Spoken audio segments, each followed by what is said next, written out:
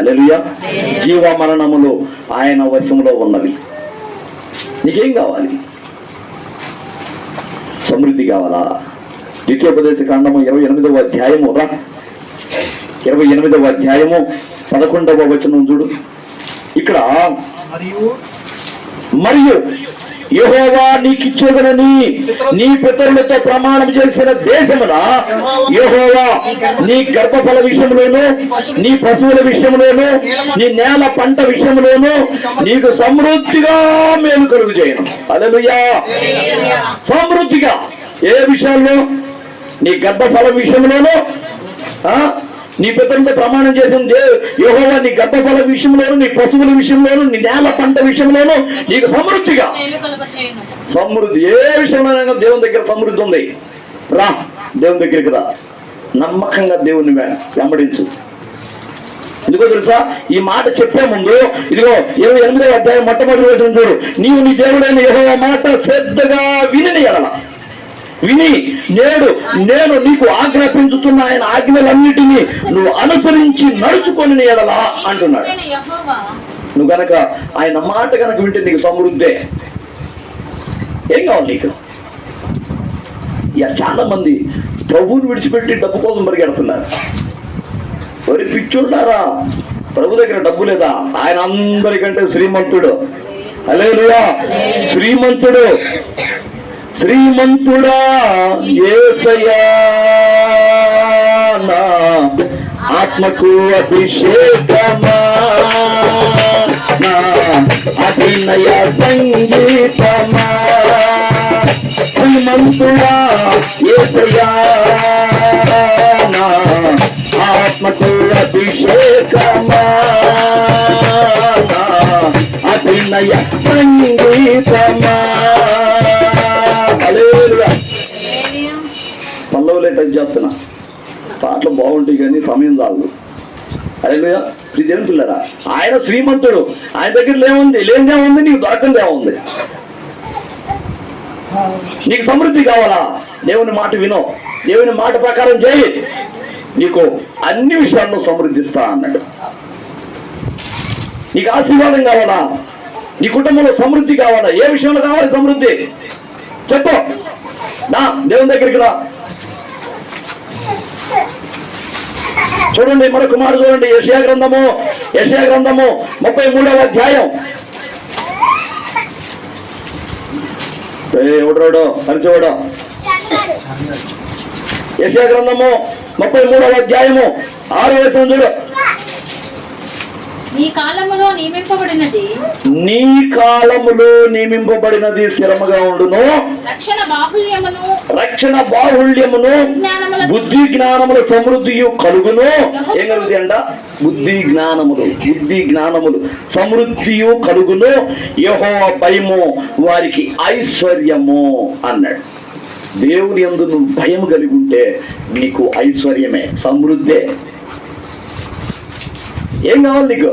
దేవుని ముందు భయభక్తులు కలిగి ఉండు, దేవుని మాట విను. నిన్ను ఏం చేయాలో ఆయనకి తెలుసు. ఆయన సిగ్గుపరిచేవాడు కాడు. మనం భక్తి సరిగా చేయకనే ఇంకా దీవించబడలేకపోవడానికి కారణం. భక్తి సరిగా చేయకనే మనం ఇంకా ఆశీర్వదింపడు. లేకపోతే అబ్రహాముకే దేవుడా, ఇస్సాకుకే దేవుడా, దావీదుకే దేవుడా, సొలొమోనుకే దేవుడా, ఎస్తేరుకే దేవుడా, వాళ్ళని నేను రాజును చేసేది. అపోస్తుల కార్యాలు 10వ అధ్యాయము 34వ వచనం 35 నుంచి కూడా చూడండి. దేవుడు పక్షపాతి కాడు. ఆయన అందరికీ ప్రభు, అందరికీ సమానమే. దేవుడు పక్షపాతి కాడు, నిజముగా ఎరిగి ఉన్నామంటాడు అక్కడ. ఆయన పక్షపాతం వహించేవాడు కాదు. ఆడవాళ్ళు మగవాళ్ళు, ఆ జాతోళ్ళు ఈ జాతోళ్ళు, ఆ దేశపోళ్ళు ఈ దేశపోళ్ళు, ఈ కులపోళ్ళు ఆ కులపోళ్ళు, ఇదేం ఉండదు ఆయనకి. మనమంతా ఆయన పిల్లలమే. ఆయన పక్షపాతం లేను. కొంతమందిని ఆశీర్వదించి ఒక రకంగా, కొంతమందిని సిగ్గుపరిచేవాడు కాడు. నువ్వు దావీదు వల్ల భక్తి చేయి, దావీదుని చేసినట్టు చేస్తాడు. అబ్రహాం వల్ల భక్తి చేయి, అబ్రహాం చేసినట్టు చేస్తాడు. అబ్రహాం సంగతి తెలుసా? కాటప్పట్లో రాజరికం లేదు కానీ రాజు కంటే గొప్ప స్థితిలో ఉన్నాడు అబ్రహాం. 4 రాజుల్ని కొట్టి తరిమి తమ్ముడిని తెచ్చుకున్నాడు లోతుని. తెలుసా? 5 రాజుల్ని. 5 రాజులతోటి యుద్ధం చేశాడు అబ్రహాము తన పని వాళ్ళని తీసుకెళ్ళి. 5 రాజులను తరిమి కొట్టి ఎంత సమృద్ధి తెలుసా? 25వ అధ్యాయం, ఆదికాండం 25వ అధ్యాయం చెబుతుంది అబ్రహాము అన్ని విషయములలో ఆశీర్వదింపబడిన. ఆ విషయం ఈ విషయం అని లేదు. పశువుల మందలు, గొర్రెల మందలు, దుగ్గుటెద్దులు, గాడిదలు, గుర్రాలు, వంటలు, అష్టైశ్వర్యాలు, వెండి బంగారాలు, ఏముంది? అప్పట్లో టెక్నాలజీ లేదు కాబట్టి ఆయన పెద్ద పెద్ద మేడల్లో నివసించలేదు, కానీ వాళ్ళంత ఉంది. అన్ని విషయాల్లో ఆశీర్వదింపబడ్డాడట అబ్రహాం. తక్కువడేం కాడు, రాజు కంటే ఎక్కువే. అలాంటి స్థితి అబ్రహాంకి దేవుడా నేను చేయడా చేస్తాడు. నువ్వు భయభక్తులు కలిగి ఉండు దేవుని యందు, దేవుని మాట వినేటట్టుండో. కీర్తన గ్రంథము 36వ అధ్యాయము, కీర్తన గ్రంథము 36వ అధ్యాయము 8వ వచనం చూడ. 36:8 నీ మందిరం యొక్క సమృద్ధి వలన వారు సంతృప్తి నొందుచున్నారు. మందిరము యొక్క సమృద్ధి, మందిరంలో సమృద్ధి ఉంటది. నీకు సమృద్ధి కావాలా? మందిరానికి రా, దేవుని సన్నిధికి వస్తుండో నీకు సమృద్ధి వస్తుంది. రవీంద్ర పార్టీ గారు బయట లోకస్తులు కూడా మరి బాగానే సంపాదించుకుంటున్నారుగా. ఓకే, సంపాదించుకుంటున్నారు, కానీ వాళ్ళ ఐశ్వర్యం ఎలా చేసుకోవద్దు తెలుసా? నరకానికి తీసుకుపోద్దు వాళ్ళని. నువ్వు దేవుని సన్నిధికి వచ్చి నువ్వు పొందుకున్న ఐశ్వర్యం నిన్ను పరలోకానికి చేర్చింది. అది ఇక్కడ తేడా. నిత్య జీవాన్ని ఇస్తుంది నువ్వు దేవుని సన్నిధిలో ఉన్నందుకు. వాళ్ళు దేవుని కాదని సంపాదించుకుని వెండి బంగారాలు వాళ్ళ నరకానికి తోస్తాయి. ఏది కావాలి నీకు? దేవుడు కలిగిన ఐశ్వర్యం కావాలా? దేవుడు లేని ఐశ్వర్యం కావాలా? దేవుని మందిరంలో సమృద్ధి ఉంది నీకు. నువ్వు ఇక్కడికి వచ్చి అడుగు, దేవుని సన్నిధిలో మోకరించు. ప్రభువా ఇదిగో నాయన నీ సన్నిధికి వచ్చానయ్యా, నన్ను ఆశీర్వదించయ్యా. నాకు పలానా సమస్య ఉంది, విడుదల దయచేయి. అనారోగ్యం ఉంది, స్వస్థత దయచేయి. అప్పుల బంధకాల్లో ఉన్నాను, నాకు విడుదల దయచేయి, సమృద్ధిని దయచేయి. అడుగో దేవుని మందిరంలో, నిన్ను ఆశీర్వదిస్తాడు దేవుడు. నేను చెప్పట్లేదు, ఇంకో బైబిల్ చెప్తుంది. దేవుని మందిరములో ఉన్న సమృద్ధి అట, కనబడని సమృద్ధి. అది తెలుసా? అడిగితే వచ్చేది. ఎడ కుప్పలను పోసి ఉండవు. మీరు వచ్చి అడగంగానే ఇదిగో ఒక దోశ పట్టాను ఇయటానికి ఏడో నువ్వు అడిగితే ఇక్కడే పొందుకొని పోతాం మళ్ళా. ఆమేన్.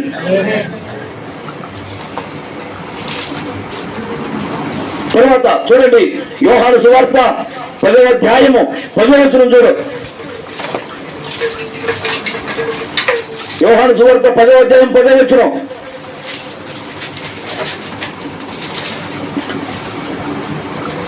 దొంగతనమును హత్యను నాశనమును చేయుటకు వచ్చును గాని మరి దేనికి రాడు?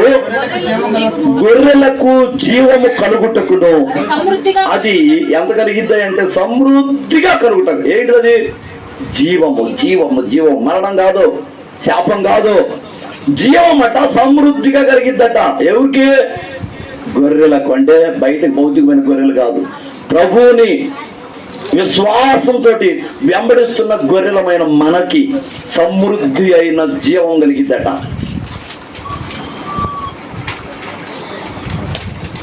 ఏం కలిగింది సమృద్ధికి? ఇక్కడ సమృద్ధికి ఏం కలిగింది? దేవుణ్ణి వెంబడించే వాళ్ళకి చూడండి, గొర్రెలకు జీవం కలుగుటకును అది సమృద్ధిగా కలుగుటకును నేను వచ్చి తినని మీతో నిశ్చయముగా చెప్పుచున్నాను. యేసయ్య ఎందుకు వచ్చాడంటే, నన్ను వెంబడించే నా గొర్రెలు ఉన్నాయే, నేను వాళ్ళకి కాపరిని, నేను నా గొర్రెల కోసం నేను ప్రాణం పెడతాను, నేను మంచి నమ్మకమైన కాపరిని, నా గొర్రెలను రక్షించే విషయంలో నేను ప్రాణం పెడతాను, నా గొర్రెలు నా స్వరము వినును, నన్ను వెంబడించును, అలాంటి గొర్రెల కొరకు నేను సమృద్ధి అయిన జీవం ఇస్తానన్నాడు.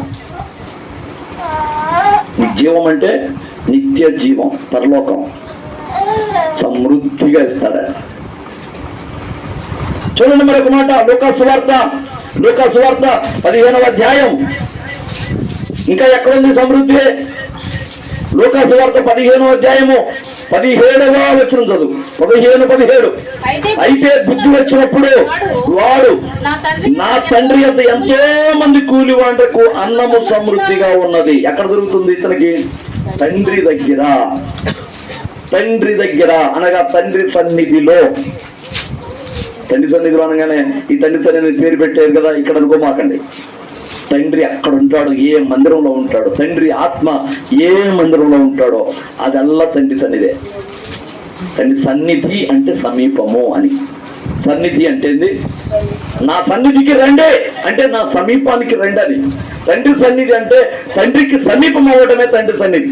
నువ్వు దేవుని దగ్గరికి ఎక్కడికైనా వెళ్ళు, ఏ మందిరంలోకైనా వెళ్ళు, నువ్వు కనుక ఖచ్చితంగా దేవుని దగ్గరికి తండ్రి దగ్గరికి పోగలిగితే నీకు తండ్రి సన్నిధిలో నీకు సమృద్ధిగా ఉందట. ఇక్కడ తప్పిపోయిన కుమారుడు అనుకుంటున్నాడు ఆశ అంతా పాడు చేసుకొని దుబారా చేసుకొని ఆ వ్యభిచారంలో కొంపలకు తిరిగి తాగుడుకు పెట్టి క్లబ్బులకు పోయి పబ్బులకు పోయి అంతా దుబారా చేసుకున్నాడు, వాటా తీసుకొని పోయి చివరికి ఆ పందులు తినే పొట్టన్న తిందాం అనుకున్నాడు. ఆ తవుడు నూక ఉంటది కదా, పువ్వు నూక, అది తిందాం అనుకున్నాడు. ఆ పందులు ఏడ తిన్నట్టే గుర్గురు గుర్గురు అని వాటిని నిట్టేసినాయి. సిగ్గొచ్చింది. ఏంది బ్రతుకు, ఆకలి కడుపు నకనకలాడిపోతుంది. ఈ పందులు తినే పొట్టను తిందాం అనుకుంటే ఈ పందులు తినట్లేదు. అసలు నేనేంది, నా స్థితి ఏంది? నా తండ్రి ఇంత పనివాళ్ళకు కూడా సమృద్ధిగా ఉందే. నా తండ్రి ఇంట్లో పనివాళ్ళు ఉంటారు, జీతగాళ్ళు, వాళ్ళకే సమృద్ధిగా ఉంది. అసలు వాళ్ళ కుటుంబాన్ని ఆశ్రయింపబడి ఉండయే. నాకేంది, ఎంత శ్రీమంతుడైన నా తండ్రిని విడిచిపెట్టి నేను ఇక్కడికి వచ్చి ఈ పందులు తినే పొట్టు తిందాం అనుకోవటం, నా తండ్రి ఇంటికి పోతాను అనుకున్నాడు. తండ్రి దగ్గర సమృద్ధి అయిన జీవము నీకు ఉంటది. హల్లెలూయా.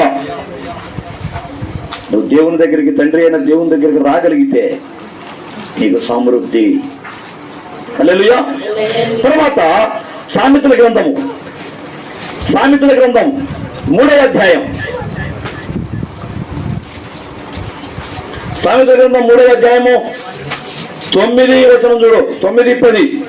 నీ రాబడి అంతటిలో ప్రథమ ఫలమును నీ ఆస్తిలో భాగమును ఇచ్చి బాబు ఇదేందో మాకు టెండర్ పెట్టాడే పాస్టర్ గారు అనుకుంటున్నారా? నువ్వు ఇష్టపూర్వకంగా ఇస్తేనే అది కూడా నీకు సమృద్ధి. చూడు ఏమంటున్నాడు, అప్పుడు నీ కొట్లలో ఉండు మళ్ళీ చదువమ్మా. నీ రాబడి అంతట్లో అంటే నీ సంపాదన అంతట్లో ప్రథమ ఫలమును నీ ఆస్తిలో భాగమును ఇచ్చి యెహోవాని గణపరచు. అప్పుడు నీ కొట్లలో ధాన్యము సమృద్ధిగా ఉండును. నీ గానుగుల్లో నుండి కొత్త ద్రాక్షరసము పైకి పొర్లును. హల్లెలూయా. ఆహారము నీకు ఏ కొదువ లేకుండా ఉండాలంటే నువ్వు దేవుని సన్నిధిలో సంతోషంగా ఇచ్చాయి. సణుక్కుంటా ఈ మాక, పిసినార్తనంతో ఈ మాక. ఇదిగో 10 రూపాయలు ఇద్దాం అనుకొని 5 రూపాయలు ఇచ్చి అయ్యే 5 రూపాయలు ఇప్పుడు కాదు తర్వాత వేద్దాంలే అని అనుకోమాక. ఆ సంకుచిత మనసు ఉంచుకోమాక దేవుని సన్నిధిలో. 1 కొరింథీ పత్రిక దీని గురించి క్షమించాలి. 2వ కొరింథీ పత్రిక 9వ అధ్యాయము చూడు. 2వ కొరింథీ 9వ అధ్యాయము 8వ వచనం చూడు. మరియు అన్నిటి యందు ఎల్లప్పుడూ మీలో మీరు సర్వ సమృద్ధి గలవారై ఉత్తమమైన ప్రతి కార్యము చేయుటకు, ప్రతి మంచి పని చేయుటకు, ఉత్తమమైన ప్రతి కార్యము చేయుటకు దేవుడు మీ ఎడల సమస్త విధములైన కృపను విస్తరింప చేయగలడు. ఇందు విషయమై దేవుడు సమస్తమైన కృపను మీ యందు విస్తరింప చేయగలడు. ఇందు విషయమై కింద చూడు, అతడు వెదజల్లి దరిద్రులకు ఇచ్చెను, అతని నీతి నిరంతరము నిలుచును. వెదజల్లాడట. వాణి చెట్టు మీద నుంచి దూకొచ్చిన జక్క ఏమన్నాడు? పుట్టి జక్కయ్య ఏమన్నాడు? ప్రభువా, నేను దౌర్జన్యంగా లాక్కున్న ఆస్తి ఉంది పేదల దగ్గర. రాజుగారు 2 రూపాయలు వసూలు చేయరా ఒకళ్ళ దగ్గర పన్ను అంటే నేను 4 రూపాయలు వసూలు చేశా. అక్రమం. వాళ్ళందరి దృష్టికి నేను పాపిని. వీడేంద్రా ఇశ్రాయేలీయుడు యూదుడై ఉండి ఇంత దుర్మార్గంగా మన దగ్గర కూడా ఇంత వసూలు చేస్తున్నాడు, కఠినంగా వసూలు చేస్తున్నాడు. రాజుగారు రెండు రూపాయలు అని చెప్పాడు కదా, వీడి మీద 4 రూపాయలు వసూలు చేస్తున్నాడు అని తిట్టుకుంటున్నారు నన్ను. అంత దుర్మార్గంగా సంపాదించా.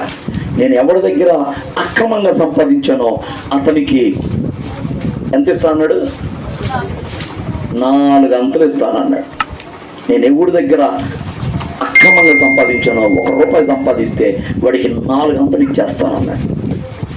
మిగతా డబ్బు ఉందే అది పేదలకు ఇచ్చేస్తాను ప్రభు అన్నాడు. అదేంటి జక్కయ్య నువ్వేం ఉంచుకోవా అంటే, ఇంకెందుకు వేసయ్యా, నువ్వు నా ఇంటికి వస్తున్నావుగా, నా ఉదయం అంతా ఆనందం నిండిపోతుంది, ఇక నా కుటుంబం ఆశీర్వదింపబడుతుంది, ఈ వెండి బంగారం నాకు అవసరం లేదు, మొత్తం ఇచ్చేస్తాను, పేదలకు ఇచ్చేస్తాను అన్నాడు. ఏదో తల్లి ఏం చేశాడు? దరిద్రులకు ఇచ్చాను, అతని నీతి నిరంతరము నిలుచును. అందుకే యేసయ్య అన్నాడు, యేసయ్య ఏమన్నాడు? ఇదిగో నేడు జక్కయ్య ఇంటికి రక్షణ వచ్చింది. జక్క ఇంటికే వచ్చేసింది, ఇంట్లో వాళ్ళందరికీ వచ్చేసింది రక్షణ. ఎందుకో తెలుసా? ఇంట్లో ఉన్న శపితమైనంతా పోగొట్టుకున్నాడు. ఈ అక్రమంగా సంపాదించింది నా ఇంట్లో ఉండొద్దా, ఈ శాపగ్రస్తమైందే నా ఇంట్లో ఉండొద్దా, మొత్తం ఇచ్చేస్తాను యేసయ్య. అక్రమంగా లాక్కున్నదంతా 4 రెట్లు ఇస్తాను, మిగిలిపోయిన ఆస్తిదారు ఉంటే పేదలకు ఇచ్చేస్తాను. వెదజల్లేశాడు అనుకో, ఏం ఉంచుకోను అన్నాడు. మరి నువ్వు బికారం అయిపోతావు, పర్వాలేదు యేసయ్య, నువ్వు వచ్చావు నా ఇంటికి చాలు. అసలు ఎంత ఆనందమో యేసయ్య వస్తున్నాడని. వెదజల్లి దరిద్రులకు ఇచ్చను, అతని నీతి నిరంతరము నిలుచును. ఇదేంటున్నారా? దేవునికి ఇచ్చే విషయంలో, పేదలకు ఇచ్చే విషయంలో, సహాయం చేసే విషయంలో మనము దాతృత్వం కలిగి ఉండాలి. దేవుడు మనకు సమృద్ధిగా ఇస్తాడు. హల్లెలూయా. చివరిగా నేను ఈ రోజున పెందలాడ ముగించదలుచుకున్నాను. ఈ చివరి మాట, ఒక మాట, ఫిలిప్పీలకు రాసిన పత్రిక 4వ అధ్యాయం, ఫిలిప్పీలకు రాసిన పత్రిక 4వ అధ్యాయము 18వ వచనం చూడండి. నాకు సమస్తమును సమృద్ధిగా కలిగి ఉన్నవి, మీరు పంపిన వస్తువులు ఎపఫ్రోదితు వలన పుచ్చుకొని ఏమీ తక్కువ లేక ఉన్నాను. అవి మనోహరమైన సువాసనయు దేవునికి ప్రీతికరమును ఇష్టమునైన యాగమునై ఉన్నవి అన్నాడు. దైవజనుల కోసమట, సంఘ బిడ్డలట వాళ్ళకు తోచిందల్లు ఇచ్చారట, పౌలు అంటాడు ఫిలిప్పీ సంఘంతో రాస్తూ, ఇదిగో నాకు సమస్తమును సమృద్ధిగా కలిగి ఉన్నది, మీరు పంపిన వస్తువులు ఎపఫ్రోదితు వలన నేను పుచ్చుకొని ఉన్నాను, ఏమీ తక్కువ లేకుండా ఉన్నాను. ఇంకా చాలు, ఈ మాకండి, ఇంకొద్దు, ఈ మాకండి, ఓ సమృద్ధి ఉంది అని అనేంతగా ఇచ్చేశారంట సంఘం. అంటే దేవుని సేవకి వచ్చే వాళ్ళకి సమృద్ధి ఉంటుంది. ఎందుకు చెబుతున్నానంటే, మీలో కూడా భవిష్యత్ కాలంలో సేవకు వచ్చే వాళ్ళు ఉన్నారు. హల్లెలూయా. సేవకురాళ్ళు అయ్యే వాళ్ళు ఉన్నారు. అందుకే చెప్తున్నా, సేవకులకి కూడా సమృద్ధి. ఇక్కడ ఈయనెవరు? పౌలు సేవకుడు కదా, దేవుని సేవకుడు కదా. నాకు సమృద్ధిగా ఉంది, మీరు పంపించిన వస్తువులు, డబ్బు, నాకు ఇక ఏమి తక్కువ లేదు, ఇక పంపొద్దు అన్నాడు. మొన్న షాలేమన్న గారు చెప్పినట్టు, షాలేమన్న ఏం చెబుతున్నాడు తెలుసా? మీటింగ్ అయిపోయినాక కూరగాయలు పంచలేక అల్లాడిపోయాం, మీటింగ్ అయిపోయిన తర్వాత అన్నాడు, తీసుకెళ్ళండి రా బాబు, మాకు 5 కేజీలు చాలండి. 5 కేజీలు కాదు, 20 కేజీలు తీసుకెళ్ళు. అట్లా పంచారట. ఎందుకంటే ట్రాక్టర్లు మిగిలిపోయినాయి మీటింగ్స్ అయిపోయిన తర్వాత. కూరగాయలు కానీ, బియ్యాలు కానీ, అరే పంచలాగా అల్లాడిపోయాం. ఏడైనా మీటింగ్ జరుగుతున్నాయి అంటే తేండే అంటారు. మనకైతే దేవుడు వద్దన్నా కూడా పంపించేశాడు. ఆ మీటింగ్ అయిపోయినాక అన్ని సంఘాలకి ఇదిగో పంచలాగా చచ్చిపోయాం మేము అన్నాడు. ఎంత సమృద్ధో అబ్బా. ఒక్కసారి మేము అక్కడే ఉన్నాం, అప్పుడు విశ్వాసులుగా ఉన్నాం, ఇటు అబ్బాయి పాలనకు వస్తున్నాము, మరి విశ్వాసిగానే ఉన్నాం అనుకుంటా, పరిచర్య చేస్తున్నాం. ఆ సమయంలో ఒకటే ప్రకటన చేశాడు, మందిరంలో మరి ఆహారం వండటానికి వడ్డించడానికి మంది పెరిగారు, కానీ బేషన్లు, బకెట్లు, సాంబార్ బకెట్లు, అన్నం వండే పెద్ద పెద్ద డేగిషాలు, ప్లేట్లు ఇవన్నీ తక్కువగా ఉన్నాయి. అప్పుడెప్పుడో చిన్న సంఘంగా ఉన్నప్పుడు కొన్ని కొన్నాము, ఇప్పుడైతే విపరీతంగా పెరిగిపోయారు. మీకు తోచిన కొలది తీసుకొని రండి వస్తువులు అని, మీకు మీ సామర్థ్యం కొలిది తీసుకొని రండి అన్నాడు. చెప్తే 2-3 వారాల పాటు రోజు వస్తానే ఉండే. ఒకళ్ళు తెలియకుండా ఒకళ్ళు, ఈ ఊరోళ్ళు తెలియకుండా ఆ ఊరోళ్ళు, ఆ ఊరోళ్ళు తెలియకుండా ఇంకొక ఊరోళ్ళు, ఈ కాలనీ వాళ్ళకి తెలియకుండా ఆ కాలనీ వాళ్ళు, ఈ ఇంటోళ్ళకి తెలియకుండా ఆ ఇంటోడు, అయ్యా తెచ్చినే 3 వారాల పాటు. ఇక సాలమని లేదు, పెద్దగా కేకలేదు, మీకు దండం పెడతా ఇక దేవతో అన్నాడు. ఎందుకంటే ఇక తెచ్చేదానికి తెంపు లేదు. ఆడ ఆ పెద్ద గోడెం కడితే గోడెం పట్ల ఇక ఆ సామాన్లకి ఇక దేవతో నేను అవసరం ఎప్పుడు చేతికి దేవతో దయచేసి ఆడ పెట్టాలి అర్థం కట్లా అన్నాడు. అట్టిచ్చారు. సేవకుడికి ఎంత ఏమన్నా తక్కువ ఉందా? ఏమి లే. కానీ ఆయన సాదా సీదాగానే ఉంటాడు, కానీ బంగారు వస్త్రాలు ఏం కట్టడు, కానీ మెడలో బంగారాలు వేసి తిరిగిన సాదాగానే ఉంటాడు ఆయన. ఎందుకంటే అందులోనే ఆనందం. ఎందుకంటే వాళ్ళు ఏ స్థితి నుండి వచ్చారో ఆయనకి మర్చిపోయినోడు కాడు. ఆ స్థితిని ఆయన ఎప్పుడు గుర్తు చేసుకుంటూ ఉంటాడు. ఎలా వచ్చిందని విడిచిపాటు పడకూడదు. అర్థమైందా? అందుకే నా దైవజనుడు ఎప్పుడు కూడా సాదాగానే వైట్ అండ్ వైట్లోనే ఉంటాడు. సింపుల్గా తిరగడానికి మాత్రం ఒక కారు అంతే. ధరించుకోవాలంటే మొహం కనపడకుండా, చేతులు కాళ్ళు కనపడకుండా ధరించుకోవచ్చు బంగారం. ఇంకా చాలా ఉంది, కోట్లు వస్తున్నాయి. అసలు యూట్యూబ్ ద్వారానే ఎంత వస్తున్నాయో, యూట్యూబ్ ఛానల్ ద్వారా ఎంత వస్తున్నాయో. లక్షల మంది సబ్స్క్రైబర్లు. యూట్యూబ్ కూడా పంపించలేదు, చచ్చిపోతున్నాడు డబ్బులు. ఎందుకంటే వాడు రూల్ ప్రకారం వాడు పంపించాలిగా. అవునా? ఇదేం పిల్లరా, సంఘ బిడ్డలో ఎక్కడెక్కడ నుంచి, దుబాయ్ నుంచి, సౌదీ నుంచి, అమెరికా నుంచి, జపాన్ నుంచి తెలుగు వాళ్ళు ఎక్కడెక్కడ ఉన్నారో, ఈ ఛానల్ ఎవరెవరు చూస్తున్నారో వాడు కొడితే మారు కొడతారా? పేదలంటే ఏదో మనకు ఉన్న దాంట్లో 1000 రూపాయలు ఇద్దాం, 10,000 ఇద్దాం అనుకుంటారు పేదలైతే. వాళ్ళు అట్లా కాదు, లక్షల్లోనే అంతా ఫోన్పే కొట్టేస్తున్నారు. తెంపు లేదు వచ్చేదని.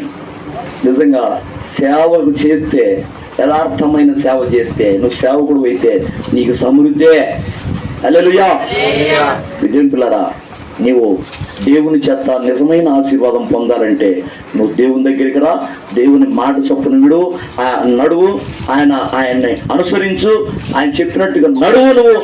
తర్వాత నీకు ఎక్కడెక్కడ సమృద్ధి ఉంది, ఇంకా ఎక్కడెక్కడ ఉంది సమృద్ధి? ఆయన మాట వింటే సమృద్ధి ఉంది, ఆయన మందిరంలో సమృద్ధి ఉంది, దేవునికి భయపడటంలో ఉంది అసలు సమృద్ధి.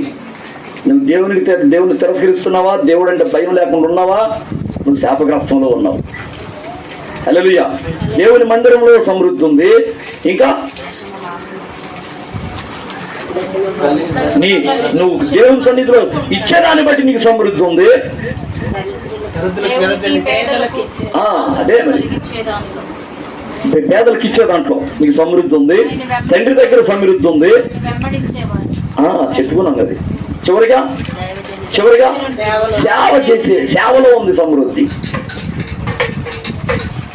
నీకు నిజంగా దేవుని ఆశీర్వాదం కావాలనుకుంటే నువ్వు నిజమైన దేవుని దగ్గరికి వచ్చావు. నిజమైన దేవుడు లేకుండా నువ్వు పోవద్దు. దేవుణ్ణి పట్టుకో. దేవుడైతే నిన్ను ఇంకా గట్టిగా పట్టుకుంటాడు అపాయము నుండి. రాత్రి చదువుకున్నాం 34వ కీర్తన గ్రంథం, 34వ కీర్తన ఒకసారి చదువుకొని ముగించుకుందాం. కీర్తనలో 34 చూడండి. నేను ఎల్లప్పుడూ యెహోవాను సన్నుతించెదను, నిత్యము ఆయన కీర్తి నా నోట నుండును.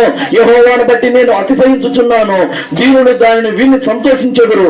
నాతో కూడి యెహోవాని ఘనపరచుడి, మనం ఏకముగా కూడి ఆయన నామాన్ని గొప్ప చేయదు. ఎందుకయ్యా ఇంత ఊపలాటపడుతున్నావు?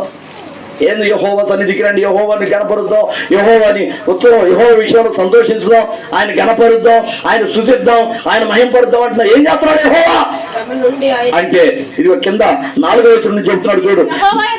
నేను యెహోవా యొక్క విచారణ చేయగా ఆయన నాకు జవాబు ఇస్తున్నాడు. ప్రభువా దేవుడా ఉన్నావా అంటే ఉన్నా అంటున్నాడు, జవాబు ఇస్తున్నాడు. ప్రార్థన ఆలకిస్తున్నావు అంటే నువ్వు చెయ్యి, నువ్వు చేస్తావని నేను ఆల్రెడీ రెడీగా ఉన్నా, నువ్వేం చేస్తావో నేను వినాలని. ప్రభు నిజంగా ఉన్నావా? జవాబు ఇచ్చేవాడు, మాట్లాడే దేవుడు ఆయన. ప్రభువా ఉన్నావా నాతోటి? ఉన్నా. నన్ను వెంబడిస్తున్నావా? వస్తున్నా. అయితే నా అడుగులు 2 అడుగులతో పాటు నీ అడుగులు కూడా కనపడినాయ్యా అన్నాడు. సరిపోదా? నీ 2 అడుగులతో పాటు మట్టిలో 2 అడుగులు పడతాయి కదా నడుస్తుంటే మనిషి, పక్కన దేవుడు ఉన్నాడని 2 అడుగులు కనపడినాయ్యా అన్నాడు. సరిపోదా అన్నాడు. నడుస్తున్నాడు చూసుకుంటున్నాడు 4 అడుగులు కాదు 2 అడుగులు పడుతున్నాయా చూసుకుంటున్నాడు. 4 అడుగులు పడుతున్నాయి. ప్రభు నాతో వస్తున్నాడు, బాగా భరోసాగా ఉన్నాడు. కష్టకాలం వచ్చింది, గాఢాంధకారపు లోయలో ప్రయాణం చేయాల్సి వచ్చింది. పోతూనే భయపడుతున్నాడు. అమ్మో, ఆ లోయల్లో కూడా ప్రవేశించాలి, ఆ కారడుగులో కూడా ప్రవేశించాలి. ఎక్కడ ఏ పులి వచ్చిద్దో, ఏ ఎలుగుబంటి వచ్చిద్దో, ఏ అనకొండ వచ్చిద్దో, ఏ చెత్తపులి దాడి చేసిద్దో, ఏ క్రూరమో భయపడతా ఎంత చూసేసరికి 2 అడుగులు ఇవ్వండి. అమ్మా ప్రభువా, ఇప్పుడు దాకుండి నేను భయపడే సమయంలో నన్ను వదిలేసిపోయావా? ఇక పాటలు పాడుకుంటా, భయం కదా, ఇక ఏసై పాటలు పాడుకుంటూ పోతున్నాడు. నేను కనుక చిన్నప్పుడు ఆ చీకట్లో కూడా బాగు చూసినప్పుడు పాటలు పాడుకుంటూ పోయేవాడిని. ఏసై పాటలు, భయం, పిల్లోడు కదా. కొట్టుకాడకు పోయిరారా అంటే చీకట్లో కూడా కొంత దూరం ఆ పోవాల్సి వస్తే ఆ చీకటి కాడకు బాగానే భయం వేసింది. దెయ్యం ఉంటుందేమో అటు ఇటు చూసుకుంటూ పాటలు పాడుకుంటూ పోయేవాడిని. అట్లాగా పాటలు పాడుకుంటూ పోతున్నాడు. గాఢాంధకారపు లోయ దాటి అవతలకు పోయాడు. అక్కడికి పోగానే మరలా మామూలుగా ఎడారిలో పోగానే మళ్ళీ అడుగులు పడుతున్నాయి. టకామని మళ్ళీ 2 అడుగులు పడ్డాయి. ఆగు దేవుడు, ఆగు. ఇప్పుడు దాకా ఎడకి పోయావు? గాఢాంధకారపు లోయలో 2 కనపడ్డాయి, నువ్వు నన్ను వదిలేసిపోయావుగా అన్నాడు. నా కుమారుడా, నేను నిన్ను వదిలిపెట్టుకోలేదు. మరి కనపడలేదు అడుగులో, 2 అడుగులు కనపడలేదంటే కనపడుతున్న 2 అడుగులు నాయ్యా. అదేం ప్రభువా, అదేంది అంటే నువ్వు భయపడుతున్నావు కదా, నేను పక్కన ఉన్నానని నువ్వు విశ్వాసం కోల్పోయి, నేను పక్కన ఉన్న సంగతి మర్చిపోయి నువ్వు భయపడ్డావు. నువ్వు భయపడుతున్నావు అని నిన్ను నా చేతుల్లోకి ఎత్తుకున్నాను. వెనక నువ్వు చూస్తున్న 2 అడుగులు నాయి, నీ అడుగులే నా చేతుల్లో పడతాని అన్నాడు. హల్లెలూయా. దేవుడు నమ్మదగిన వాడు, నమ్మదగిన దేవుడు. మనము ఈ దేవుని దగ్గరికి వస్తే ఖచ్చితంగా నీ జీవితం అన్ని విషయాల్లో సమృద్ధిగా ఉంటుంది. కొన్ని సందర్భాల్లో ఏంది నేను దేవుని దగ్గరికి పోతే నష్టపోతున్నట్టుంది, కష్టాల పాలవుతున్నట్టుంది అని అనిపించిందే. ఎందుకంటే యోబు రాజులాగున్నాడు, బాగా ఆశీర్వదింపబడ్డాడు. యోబుకి 3 అంచెల కంచె వేశాడు దేవుడు. యోబు చుట్టూ ఒక కంచె ఉంది, యోబు కుటుంబం చుట్టూ ఒక కంచె ఉంది, యోబు కలిగిన ఆస్తిపాస్తులు మొత్తం చుట్టూ కంచె ఉంది, 3 అంచెల కంచె ఉంది. కానీ సాతాను గాడు పోయి ఏమంటున్నాడు తెలుసా? దేవుడి దగ్గరికి పోయి, దేవుడా భూమి మీద యోబు సంగతి ఆలోచించావా అంటే, యోబా ఏమైంది? యోబుకి బాగానే ఉన్నాడుగా. కాదు, అతని చుట్టూ నువ్వు 3 అంచెల కంచె వేసావు కాబట్టి అతడు దేవుడు పరిశుద్ధుడు, దేవుడు మంచివాడు, దేవుడు నన్ను కాపాడుతున్నాడని భజన చేస్తున్నాడు. ఆ కంచె తీసేయి, యోబు నిన్ను దూషిస్తాడు అన్నాడు. యోబు ఎవరు అనుకున్నాను, నమ్మకమైన వాడు నాకు. దేవుడు రోషంలో తగ్గడు. యోబుకున్న చుట్టూ కంచె తీసేస్తా నేను, నువ్వేం చేసుకుంటా చేసుకోపో. యోబుని ప్రాణము తప్ప యోబు ప్రాణం తప్ప నువ్వేం చేసుకుంటావు చేసుకో, యోబు నన్ను దూషించడం అన్నాడు దేవుడు. ఇక అంతే, ఈ సాతానుడు వచ్చాడు, యోబు చుట్టూ ఉన్న కంచెంతా పోయింది. ఇప్పుడు యోబు ఆస్తిలోకి జొరబడ్డాడు, కుటుంబంలోకి జొరబడ్డాడు. యోబు దగ్గరికి వచ్చాడు, బిడ్డలను చంపేశాడు, పిల్లలందరూ చచ్చిపోయారు. ఒకరోజు మిద్దె కూలిపోయి పిల్లలందరూ అన్నం తింటుండగా మిద్దె కూలిపోయింది, మొత్తం చనిపోయారు ఒకటే రోజు. ఎక్కడెక్కడ పొలాల్లో ఉన్న పశువులు, గొర్రెలు, ఒంటెలు, గాడిదలు మొత్తం 100 కొలదిగా అన్ని ఉండే సమృద్ధిగా ఎక్కడెక్కడ కుప్పకుని చచ్చిపోతున్నాయి. ఎందుకంటే సాతానుడు వాటిని చంపేస్తున్నాడు. అందరూ పనులు వచ్చి అయ్యగారు గొర్రెలన్నీ చచ్చిపోయినాయండి, పశువులన్నీ చచ్చిపోయినాయండి, ఒంటెలన్నీ చచ్చిపోయినాయండి. ఇంకో దిక్కు నుండి పనులు వచ్చి అయ్యగారు మన పంట అంతా కాలిపోతుందండి. అది ఏమైంది? ప్రభువా ఏందయ్యా నా చెయ్యి విడిచిపెట్టవా అనలా. కానీ రా దేవుడు ఇచ్చాడు, దేవుడు తీసుకున్నాడు అన్నాడు. ప్రతి వాడికి పిల్లలు చచ్చిపోయారు, మీ పిల్లలందరూ ఒక్కరోజు మిద్దుకులు చచ్చిపోయారంటే అవునా, పిల్లల్ని దేవుడు ఇచ్చాడు, దేవుడు తీసుకొని ఉంటాడు అన్నాడు. అస్సలు దేంట్లో కూడా తొమకలా యోబు, దేంట్లో కూడా అసలు దడుచుకోవాలా, దేవుని మాత్రం దూషించలా. చేశాడు. ప్రభువా యోబుకి ముళ్ళు పెడతాను, శరీరం అంతా నలగొడతాను అన్నాడు, క్యాన్సర్ రోగం పెడతాను అన్నాడు. పెట్టు, ప్రాణం తప్ప నువ్వు ఆ దేహాన్ని ఏమైనా చేసుకో అన్నాడు దేవుడు. వచ్చి యోబుకు కూడా ఆ ఒళ్ళంతా రాచపుండు వచ్చేటట్టుగా క్యాన్సర్ జబ్బు పెట్టాడు. ఒళ్ళంతా పుండే, ఏం చేయాలి అర్థం కావట్లేదు. సీమి రసిక కారుతుంది ఒళ్ళంతా. గోక్కోటానికి ఏళ్ళు అలక పెద్ద శిలపెంకు తీసుకొని గోకుతున్నాడు. మంట బుట్టి ఈగ వాళ్తున్నాయి, బూడిద చల్లుకుంటున్నాడు. ఈగలు ఒకటే, ఇప్పుడు చిన్న పుండు ఉంటేనే ఈగలు ఎప్పుడు ఆ పుండు చుట్టే ఉంటాయి. చిన్న పుండు ఉంటే యోబుకి ఒళ్ళంతా గాయాలే, ఒళ్ళంతా పుండే, చీమి రసిక రక్తం కారుతున్నాయి. అసలు యోబుని అసలు ఊళ్ళో ఉంచాల, గవిని బయటికి పోయాడు యోబు. భార్య అంటది, ఏందయ్యా ఇంత శోధన వచ్చింది నీకు, పంట పొలం అంతా కాలిపోయింది, పశువులన్నీ చచ్చిపోయినాయి, కొడుకులందరూ చనిపోయారు, నువ్వేమో ఇట్లా శాపగ్రస్తమైన అయిపోయిన వాళ్ళకి ఎట్లా ఉండవు, ఎందుకు చచ్చిపోతే బాగుండు కదా, ఆ దేవుడిని దూషించరాదా, దూషిస్తే దెబ్బ చచ్చిపోతావు, సాగొచ్చుగా, ఈ బాధ అనుభవించే బుద్ధులు అంటుంది. ఎవరు? భార్య. ఏమన్నాడు, మూర్ఖురాల్లాగా మాట్లాడుతున్నావు, నేను నా దేవుడిని దూషించేదా? ఆయన చేసిన మేళ్లే మనం అనుభవించగలిగిన వారమా, కీడు అనుభవించతగదా? దేవుడు అనుమతి ఇచ్చాడేమో, అంతే మనం అనుభవించాలి. ఆయన న్యాయవంతుడు, ఎప్పుడు మనం విడిచిపెట్టడం. హల్లెలూయా. అంత విశ్వాసంతో ఉన్నాడు యోబు. అన్నట్టుగానే ఎంత మందిని ఎంత ఆస్తిని కోల్పోయాడో అంతకి డబల్ ఆశీర్వాదం పొందుకున్నాడా లేదా? యోబు గ్రంథం చివరి అధ్యాయం చూడండి. ఎన్ని పశువులు చచ్చిపోయినాయో అంతకి డబల్, ఎన్ని గొర్రెలు చచ్చిపోయినాయో అంతకి డబల్, కొడుకులు కూడా ఆస్తి మొత్తం డబల్ అయింది, మళ్ళీ దేవుడు ఇచ్చేశాడు. అందుకే విశ్వాసంలో సన్నగిల్లొద్దు, శ్రమలు వస్తున్నాయి అని, కష్టాలు వస్తున్నాయని దేవుడిని దూషించొద్దు. ఇది నీకు పరీక్ష అనుకో, నీకు పరీక్షా కాలం అనుకో, దేవుడు నిన్ను పరీక్షిస్తున్నాడు అనుకో. తెగ పట్టుకొని బైబిల్ పట్టుకొని నా సన్నిధికి వస్తున్నావు కానీ అసలు శ్రమలు వస్తే ఉంటావా లేదో చూద్దామని దేవుడే పరీక్ష పెడుతున్నాడేమో. ధైర్యంగా నిలబడు, దేవుని చేత డబల్ ఆశీర్వాదం పొందుతావు. యేసన్న గారు అన్నట్టు శ్రమ వచ్చావు, నువ్వు తెచ్చే ఆశీర్వాదం మీద ఇచ్చేసి వెళ్ళిపో అన్నట్టుగా, ఒక శ్రమ వచ్చిందంటే దాని వెనక డబల్ ఆశీర్వాదం వచ్చింది, అంతే ఖచ్చితంగా అంతే. నీకు శ్రమ రాకపోతే నువ్వు ఇంకా బాధపడాలా, శ్రమ వస్తే బాగుండే, దాని వెనక డబల్ ఆశీర్వాదం వచ్చిందని నువ్వు బాధపడాలా. శ్రమ రాకపోతే, శ్రమ వచ్చిందా ఎగిరి గంతులై, నేనైతే పాపం చేయకుండా పర్ఫెక్ట్గా ఉన్నాను, కానీ దేవుడు నాకు ఈ శ్రమను అనుమతి ఇచ్చాడంటే నన్ను పరీక్షిస్తున్నాడు, నేను పరీక్షలో నెగ్గాల, నేను నెగ్గానా, నేను ఇప్పుడు ఎంత కోల్పోతున్నానో అంతకి డబల్ దేవుడు నాకు ఇస్తాడు. ఆ విశ్వాసంతో ఉండు, తప్పకుండా నీ విశ్వాసం చొప్పున నీకు కలిగింది. ఆమేన్. దేవుడి మాటలను మన వినికిడిలో ఆశీర్వదించును గాక. ఆమేన్, ఆమేన్. తల్ల వంచండి, ప్రార్థన చేద్దాం. స్తోత్రము నాయన, స్తోత్రం. సకల ఆశీర్వాదములకు కారణభూతుడైన మా తండ్రి, పరిశుద్ధుడా నీకు వందనాలు, స్తోత్రాలు. సర్వాధికారి, సర్వలోక చక్రవర్తి, రాజులకు రాజ్య, ప్రభువులకు ప్రభువా నీకు కృతజ్ఞతా స్తోత్రాలు.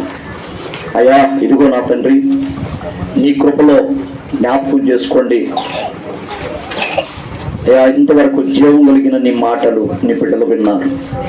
రక్షణ లేని వాళ్ళు ఉన్నారు, రక్షణ పొందిన వాళ్ళు ఉన్నారు. ఇదిగో శ్రమల్లో కుంగిపోయే వాళ్ళు ఉన్నారు. ఇదిగో నీ చేత ఆశీర్వదింపబడుతున్న వాళ్ళు ఉన్నారు. అయ్యా ఎవరు ఎలాంటి స్థితిలో ఉన్నారో నీకు తెలుసు గనక అయ్యా, ఈ జీవం కలిగిన నీ మాటలు, సమృద్ధినిచ్చే నీ మాటలు అందరి హృదయాల్లో నిండాలయ్యా. అందరూ ఈ మాటలను పొందుకొని నీ యందు విశ్వాసం ఉంచి సమృద్ధి జీవము కలిగి, సమృద్ధి అయిన ఆశీర్వాదం కలిగి తిరిగి వెళ్ళాలయ్యా. నీకు వందనాలు. నిన్ను అంగీకరించినట్లుగా, నీ చేయబట్టి నడుచున్నట్లుగా, నీ మాట చొప్పున వాడు జరిగించినట్లుగా, నీ మాట చొప్పున వాడు నడుచున్నట్లుగా కృప అనుగ్రహించండి.